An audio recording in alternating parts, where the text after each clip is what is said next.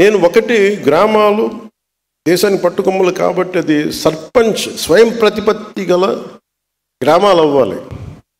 కానీ దానికి చాలా కష్టసాధ్యమైంది ఏంటంటే, ఒకటి గ్రామాలు పంచాయతీలు రాజకీయాల్లో కూరుకుపోయినాయి, లేదంటే వర్గపోరులో కూరుకుపోయినాయి, లేదంటే కులాల మధ్య కూరుకుపోయినాయి. వీటన్నిటినీ అధిగమించి ముందుకు వెళ్ళాలి అంటే ఖచ్చితంగా మనం ఇర్రెస్పెక్ట్ ఆఫ్ ద పార్టీస్. అందుకే రాగానే 10,000 కానీ 25,000 కానీ మన జాతీయ దినోత్సవానికి కావచ్చు, లేదంటే మన రిపబ్లిక్ డే కావచ్చు, ఇర్రెస్పెక్టివ్ అక్కడ కూటమికి సంబంధించిన సర్పంచ్లే లేరు. దాదాపు 70-80% దగ్గర. ఎందుకు ఆ భరోసా ఇవ్వడానికి మేము ప్రయత్నం చేసామంటే, it's irrespective of politics, irrespective of political benefit, irrespective of whether NDA is there or not. అక్కడ తెలుగుదేశం ఉందా, లేదంటే భారతీయ జనతా పార్టీ ఉందా, జనసేన అని కాదు, ఏ పార్టీకి సంబంధించిన గ్రామం మటుకు గ్రామం. అది పంచాయతీ. పంచాయతీ సర్పంచ్కి ఇవ్వాల్సిన మర్యాద కానీ, ఎంపీపీలకు ఇవ్వాల్సిన మర్యాద కానీ, ఎంపీటీసీలకు ఇవ్వాల్సిన మర్యాద కానీ, జెడ్పీటీసీలకు ఇవ్వాల్సిన మర్యాద ఇర్రెస్పెక్ట్ ఆఫ్ ద పార్టీలకి అతీతంగా అది ఇవ్వడానికి మేము సంసిద్ధంగా ఉన్నాం. అదే మేము చూపిస్తూ ఉన్నాం ఇక్కడ దాకా. సో మేము దాంట్లో భాగంగానే ఈ రోజున గ్రామస్థాయిని, గ్రామాలను బలోపేతం చేయాలి. పంచాయతీరాజ్ వ్యవస్థని గత ప్రభుత్వం పూర్తిగా నిర్లక్ష్యం చేసిన దాన్ని తిరిగి ఆ నిర్లక్ష్య ధోరణి నుంచి కాపాడాలి. తీసుకోవాల్సిన నిర్ణయాలన్నింటినీ కూడా ఇవాళ గత ప్రభుత్వం వాళ్ళు రావాల్సిన నిధుల్ని అన్ని నిర్వీర్యం చేసేసింది. తీసుకోవాల్సిన నిర్ణయాలన్నింటినీ నిర్వీర్యం చేసింది. 15వ ఆర్థిక సంఘం ద్వారా మంజూరైన నిధుల్ని సమర్థవంతంగా పంచాయతీలకు వినియోగించలేకపోయారు.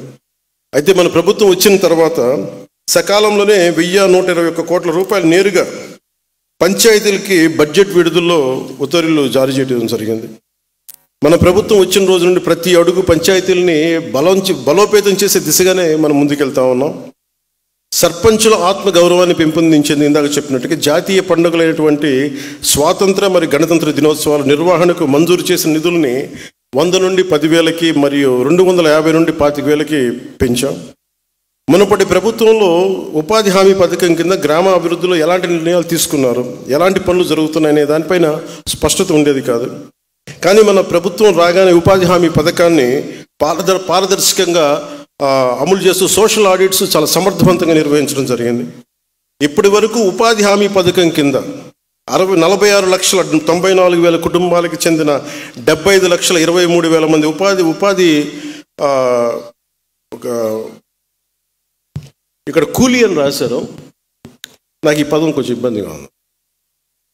అంటే బేసిక్ అది ఇంగ్లీష్. నేను అనేది శ్రామికులు అనే పడదాం, లేదంటే దీనికి ఒక పదం పట్టుకుందాం. దీనికి అంటే గ్రామ వికాస నరేగా శ్రామికులు అనే పదం నాకు ఇష్టంగా అనిపించలేదు. పల్లెల్ని నిర్మించే కార్మికులు, లేదంటే గౌరవం ఇవ్వాలి, అంతేగాని ఏదో ఉపాధి మన కూలీ ఇస్తున్నాం డబ్బులు వెళ్ళిపోయిన అలా ఉంది. అందుకని దయచేసి దీన్ని ఒకసారి, ఎందుకంటే పిఆర్ డిపార్ట్మెంట్ లేదంటే న్యూస్ పేపర్స్లో అన్నిటి కూడా ఉపాధి హామీ కూలీ అంటే కూలీ అనే పదం బ్రిటిష్ వాళ్ళ నుంచి వచ్చింది.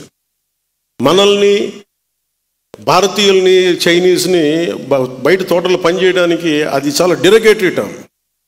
అందుకని దయచేసి ఆ పదం మనం వాడద్దు. అందరినీ మార్చలేం, కానీ దయచేసి ఈ పదం ఆ పంచాయతీరాజ్ ప్రిన్సిపల్ సెక్రటరీ గారికి, ఉన్నతాధికారులకు కూడా నా విజ్ఞాపన. ఇంకొక కొత్త పదం పట్టుకుని నరేగా శ్రామికులను అనండి, లేదంటే గ్రామ వికాస శ్రామికులు అనండి. శ్రామికుడు అనే పదం వాడండి దయచేసి. అందుకని ఈ ఉపాధి హామీ కింద గ్రామాభివృద్ధికి ఎలాంటి మనకి ఈ ఉపాధి శ్రామికులకి వారి సొంత గ్రామాల్లో ఉపాధిని కల్పించాం. 24-25 ఆర్థిక సంవత్సరంలో 24,23,00,000 పని దినాలను 5,10,000 కుటుంబాలకు 100 రోజులు పని కల్పించాం. మన ప్రభుత్వం ఏర్పడిన వెంటనే పంచాయతీరాజ్ వ్యవస్థకు జీవనాడైనటువంటి గ్రామ సభలను చిత్తశుద్ధితో సమర్థవంతంగా నిర్వహించగలుగుతున్నాం. గ్రామ సభల ద్వారా గ్రామ స్థాయిలో ప్రజల అవసరాలను గుర్తించి ప్రాధాన్యతతో కూడి నిర్ణయాలు తీసుకుంటున్నాం.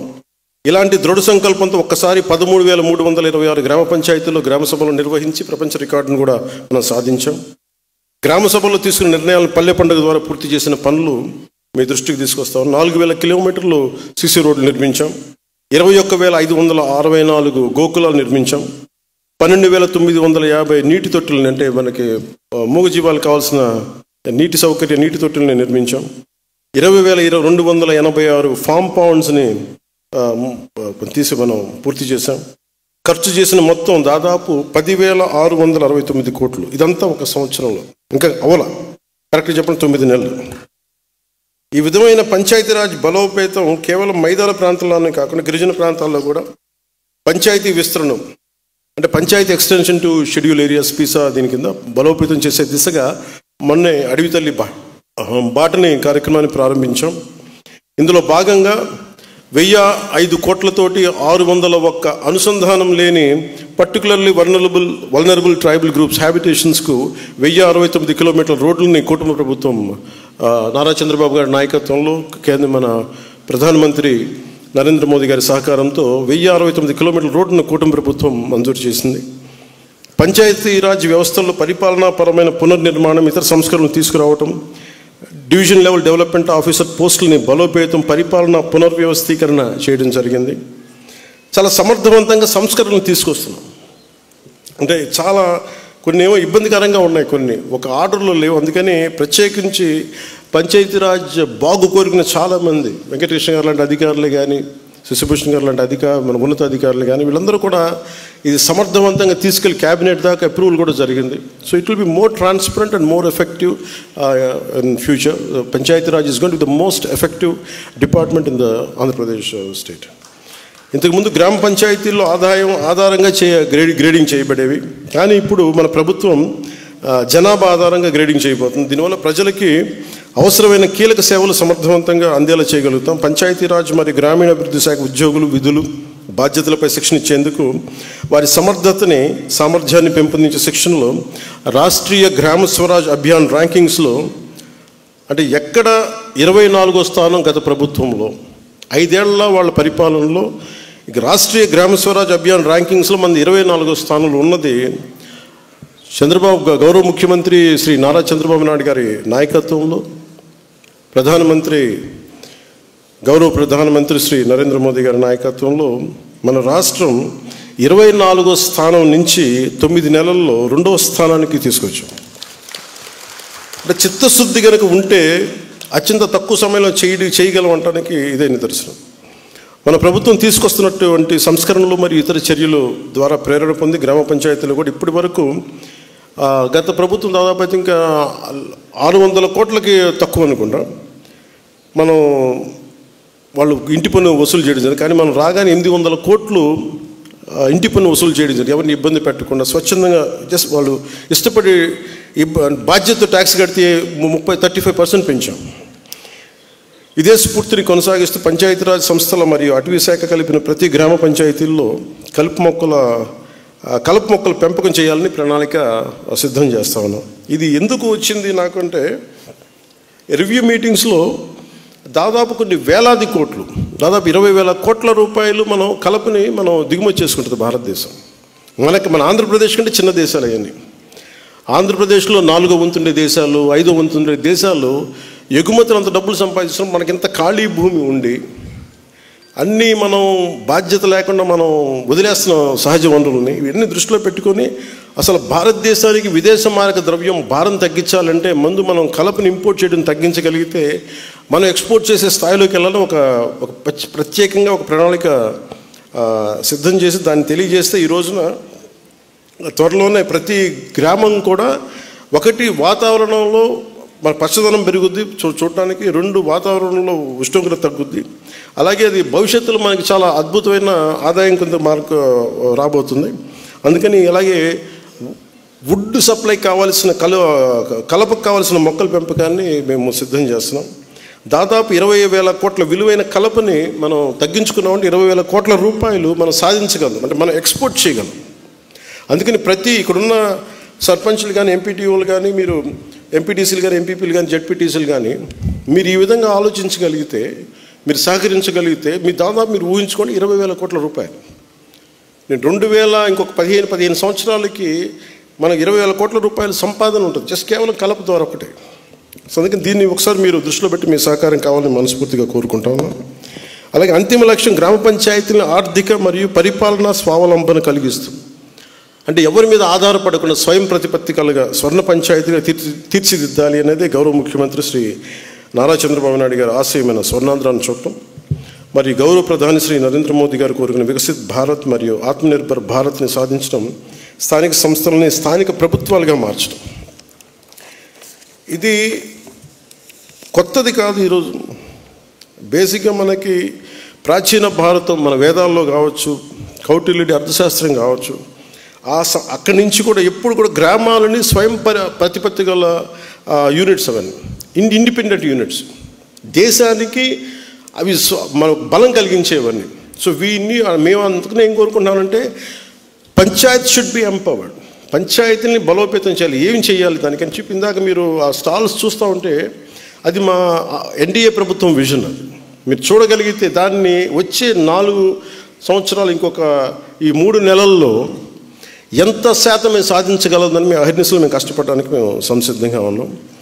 అలాగే దీంట్లో నేను ఉన్నతాధికారుల దృష్టికి తీసుకొస్తున్నాను. ఇందాక నేను చెప్పినట్టుగా ఈ నరేగా కూలీ అనే పథకం నుంచి దయచేసి నరేగా శ్రామికులు అనే పదం వాడవలసిందిగా నేను ఈ ప్రతిపాదన చేస్తాను. దయచేసి దీన్ని ముందుకు తీసుకెళ్ళండి. అలాగే ప్రతి చోట అంటే నేను చాలా గ్రామాల్లో స్కూల్స్కి ల్యాండ్ లేదు. రైల్వే కోడూరు నియోజకవర్గంలో ఒక గ్రామానికి మైసూరవారిపల్లి ప్లే గ్రౌండ్ లేకపోతే నేను అడిగితే గ్రామానికి అసలు రెవెన్యూ భూమి ఏదైనా ఉందంటే అసలు సెంట్ భూమి లేదు.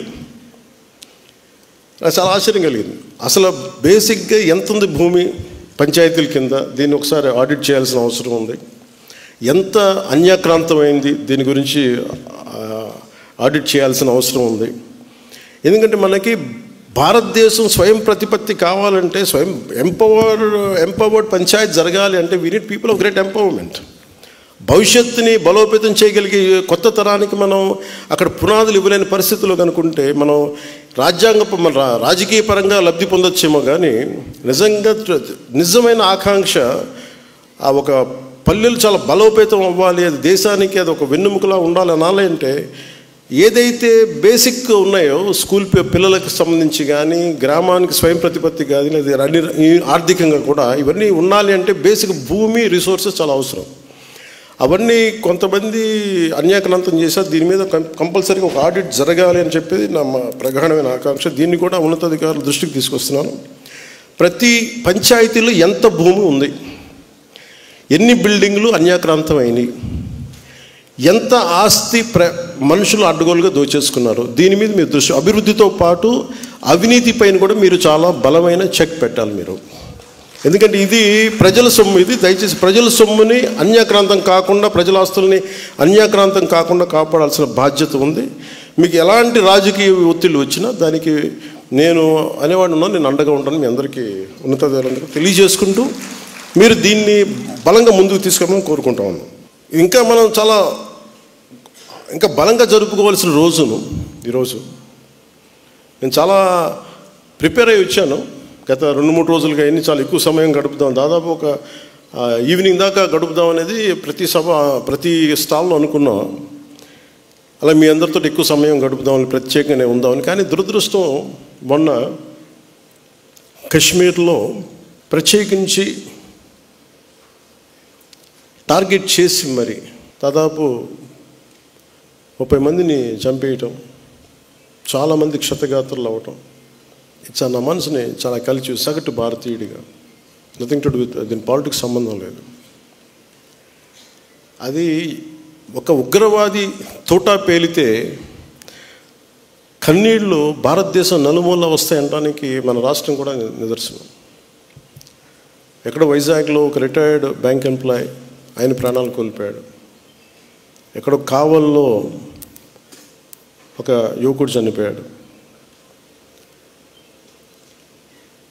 ఇది చాలా చాలా బాధ కలిగించింది మా అందరికీ, చాలామందితో పాటు నాకు బాధ కలిగించింది. అంటే గ్రామాలు should be a part of national integration. Panchayat should become a part of national integration. కశ్మీర్లో కావచ్చు, ఇంకో చోట కావచ్చు, ఎలాంటి జరిగినా గ్రామాల్లో ఉండేవాళ్ళు మాకు ఎందుకు, మా సంబంధం లేదనుకుంటారు.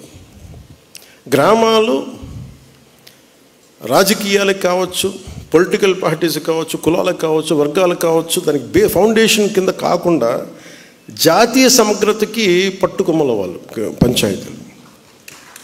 అంటే ఇది మీకు ఎక్కడ ఏమైనా కానీ, ఎందుకంటే ప్రతి గ్రామం నుంచి ఎక్కడో చోట వస్తారు. ఎక్కడో శ్రీకాకుళంలో అత్యధికంగా ఉన్న ఒక పంచాయతీ నుంచిలో అత్యధికంగా సోల్జర్స్ వెళ్తారు అక్కడి నుంచి, ఒక పంచాయతీ నుంచి ప్రత్యేకించి. సో పంచాయతీలని ఎలా బలోపేతం చేయాలని ఒక ఉద్దేశంలో మొన్న ఆ సంఘటన జరిగిన తర్వాత దాని గురించి చాలా ఆలోచిస్తూ ఉంటే నాకు ఒకటే అనిపించింది. ఒక రాజకీయ నాయకుడు ఊరు లేదు, పేరు లేదు, ఉండదు, వాళ్ళ కుటుంబానికి తెలియచ్చు, కానీ ఆయన విగ్రహాలు పెట్టేస్తారు.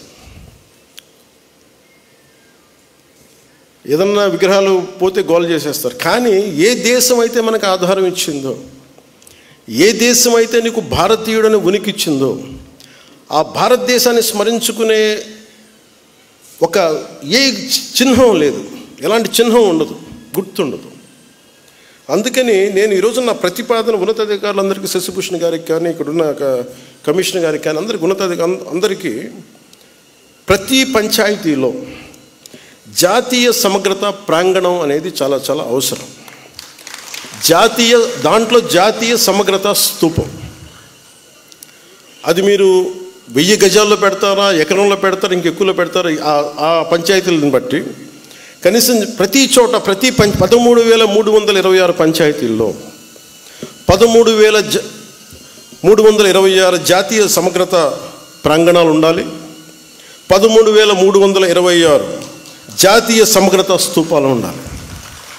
ఇది దయచేసి దీన్ని ఎలా తీసుకెళ్తాం, దీనికి కావాలంటే నేను క్యాబినెట్లో కూర్చొని గౌరవ ముఖ్యమంత్రి చంద్రబాబు నాయుడు గారితో మాట్లాడి, అవసరమైతే కేంద్ర ప్రభుత్వంతో మాట్లాడి, ఇది చాలా చాలా అవసరం. ఇప్పుడున్న పరిస్థితుల్లో, ఉగ్రవాదం పెట్రేగి పెరిగిపోతున్న పరిస్థితుల్లో, గ్రామాల నుంచి బలమైన వ్యక్తులు ఉంటేనే, దేశ వికాసానికి బలపడే వ్యక్తుల సమూహం ఉంటేనే గ్రామాల్లోనే మన దేశానికి ఏదైనా చేయగలం, తద్వారా మనం లాభపడగలం. మనకి ఉనికినిచ్చిన మన దేశాంతాలకు మనం భాగస్వాములు కాకపోతే, ఇది నాకు సంబంధం లేదు, నా కులం కాదు, నా పార్టీ కాదు, మా ఏరియా కాదు అనుకుంటే అలా కుదరదు. అందుకని దీనిని సమగ్రతని పెంచే, జాతీయ సమగ్రతని పెంచే ఈ జాతీయ సమగ్రత ప్రాంగణాలకి దయచేసి మీరు ఒక ప్రణాళిక తీసుకెళ్ళవలసిందిగా మనస్ఫూర్తిగా నేను మీ అందరికీ తెలియజేస్తాను. ఇక మీతో ఎక్కువ సమయం గడపాలనుకుంటా ఉన్నాను. కానీ నాకున్న ఒక 2 నిన్న కాశ్మీర్లో చనిపోయిన వ్యక్తుల్లో మన ఆంధ్రప్రదేశ్ చెందిన వాళ్ళు 2 ఉన్నారు. ఈ బాధ్యతలు నేను కూడా వెళ్ళి వారి క్రిమేషన్లో, వారికి దహన కార్యక్రమాల్లో పాల్గొనాలని నిర్ణయించబడింది. అందువల్ల దానికి బయలుదేరుతున్నాను. లేదంటే కనీసం మీతోటి మీ అందరి కూర్చొని ఉండేవాడిని ఎక్కువసేపు. కాకపోతే నాకు ఇంకా ఏ ఫ్లైట్ ఏం లేదు ఎక్కడికి వెళ్ళడానికి, దారిలోనే వెళ్ళాలి 200 కిలోమీటర్లు ఇక్కడి నుంచి. అందుకని ఇప్పుడు వెళ్తే కనీసం 3:30 కల్లా చేరుకుంటానని ఆశాభావంతో నేను ముందుకు వెళ్ళాల్సి వస్తుంది.